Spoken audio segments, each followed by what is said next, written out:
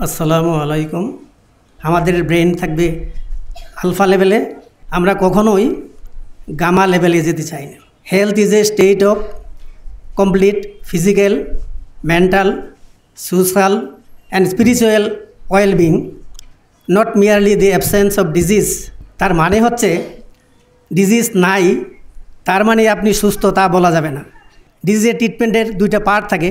আমরা প্রেসক্রিপশনে লিখি drug treatment and non drug treatment.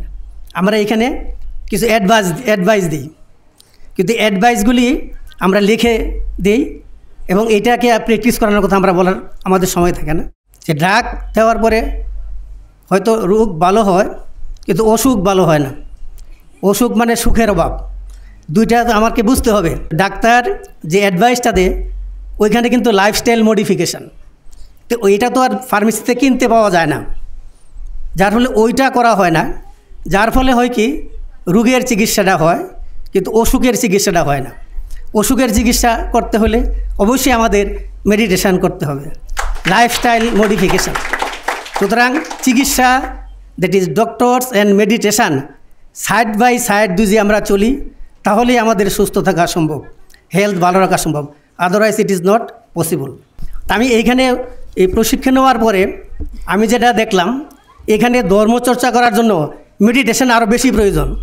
আমাকে নামাজি মনোযোগী হইতে হলে আমাকে অবশ্যই মেডিটেশান করতে হবে। সুতরাং মেডিটেশনের কোনো বিকল্প নাই। এখানে যে কয়েকটা স্লোগান, এটা খুবই গুরুত্বপূর্ণ এবং এটা যদি আমরা প্র্যাকটিস করি আমরা অবশ্যই ভালো থাকব।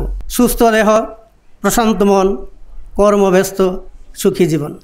এটা শুধু বারবার বলবো না, এটা আমরা শতবার বলবো এবং আমরা যদি এটা অব্যাহত রাখি আমরা সবাই ভালো থাকব। কোয়ান্টাম ঘরে ঘরে, মেডিটেশান ঘরে ঘরে।